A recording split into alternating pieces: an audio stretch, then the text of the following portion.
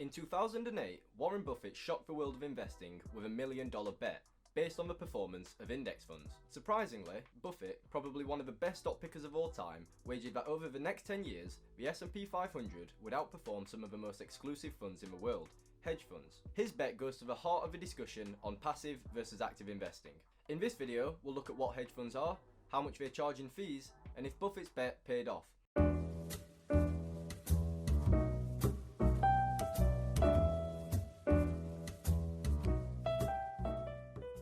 Hello everybody and welcome back to iQinvesting with me, Lewis, where we talk about saving, investing and everything in between. If you want to see more stock market related content every week, make sure to subscribe to the channel. So let's get started by first looking at what Buffett said about index funds.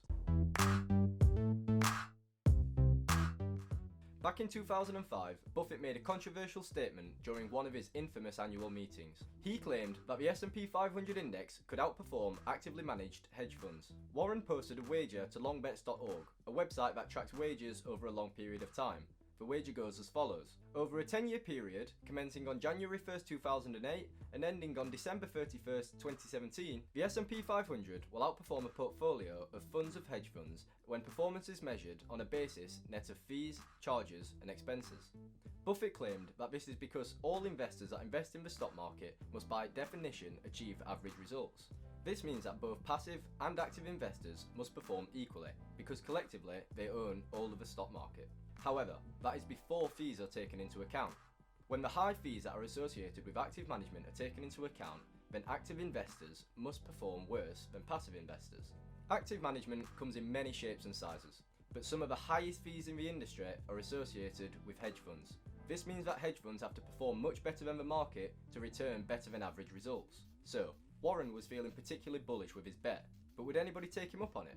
Well, yes, eventually. Buffett was challenged by Ted Seides of Protégé Partners. He is a hedge fund of funds manager that disagreed with Buffett's claim. Mr. Seides accused Buffett of comparing apples to oranges. He argued that hedge funds don't behave in the same way as ordinary active funds, so they shouldn't be compared. So, let's have a look at what a hedge fund is and how they actually invest. Hedge funds are an alternative investment method to index funds and mutual funds. As their name suggests, hedge funds seek to maximise gains whilst protecting their investors from market downturns. Hedge funds aim to achieve this by using both shorting and leverage. Leveraging involves using borrowed capital to purchase financial assets in an attempt to increase profits. This includes taking out loans to purchase more equities in the hopes that the investments will rise higher than the loan's rate of interest. Shorting involves borrowing shares and then selling them. If the market falls, the fund manager can then buy the equities back for a lower price in an attempt to make profits. But it can also lead to large losses. So the idea is that by using both leveraging and shorting, the fund manager can boost gains during a bull market and reduce losses during a bear market. This is why Mr. Seides believed that he could win the bet with Buffett. This seems sensible on face value, but we still need to consider the fees. Hedge funds tend to be very exclusive, and they're only available to accredited investors. Often, the minimum investment is from $100,000 to $1 million. This barrier keeps many retail investors away from investing in hedge funds and allows them to select only the wealthiest of clients. But let's say you do get accredited. How do these funds work? The manager will select a variety of asset classes to invest in. Usually, hedge funds invest in stocks, bonds, property, and commodities in both long and short positions. Any profits generated by the fund's investments are reinvested. Hedge fund managers are often compensated by the 2-20 fee model. The hedge fund manager takes an annual 2% charge for managing the hedge fund. On top of this, 20% of any profits that are generated by the fund each year are also given to the hedge fund manager. These fees are extremely high when compared to other forms of investing. As well as the traditional hedge fund, there are also funds of funds.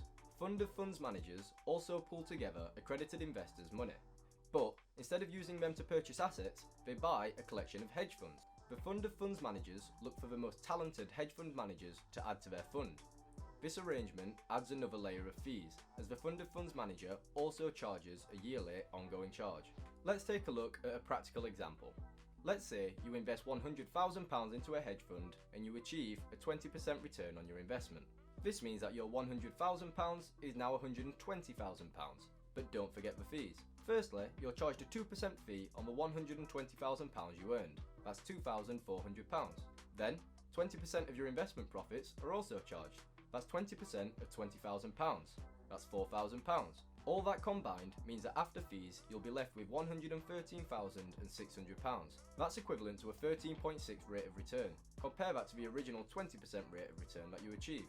Or, to put it another way, you would be charged 6.4% by the fund manager in that year. If we assume this return has been achieved in a fund of funds investment, then you could add another 1 to 2% on top of the fees. These high fees are why Warren Buffett felt pretty comfortable making the wager.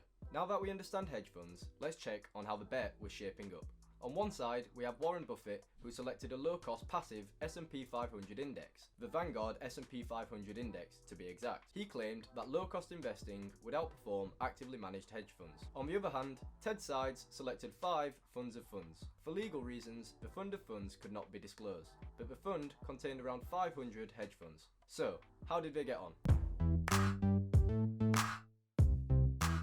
If you were paying attention to the date mentioned in the wager, you'll remember that the bet started on the 1st of January 2008. Later that year, the world was shook by the global financial crisis. The S&P 500 crashed in one of the most dramatic falls of equity prices that we have seen since the Great Depression. The crash was the perfect opportunity for hedge funds to show their worth to investors by hedging against the stock market crash. Here, you can see the results after the first year. On average, the fund of funds returned minus 23.9%, whilst the S&P 500 dropped 37%.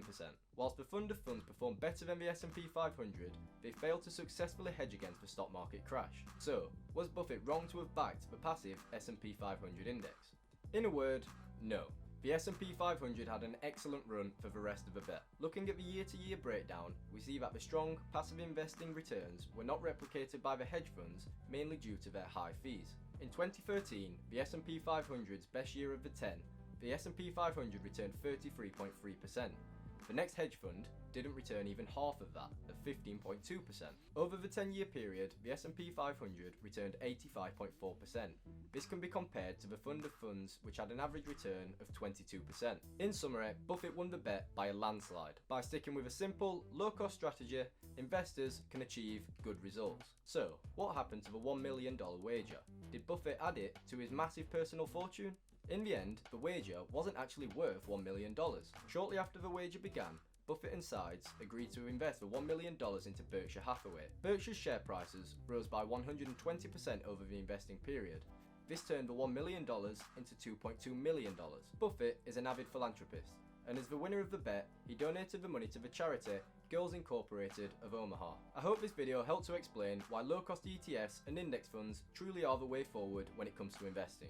The more fees you pay, the less returns you will see, and the more the active managers will earn. I recommend that you follow Buffett's wisdom and stick by the investing method that he bet $1 million on and won. I post new videos every week on saving, investing, and everything in between.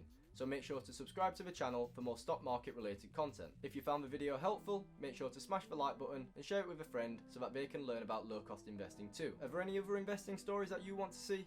Let me know in the comments below. As always, thanks for watching.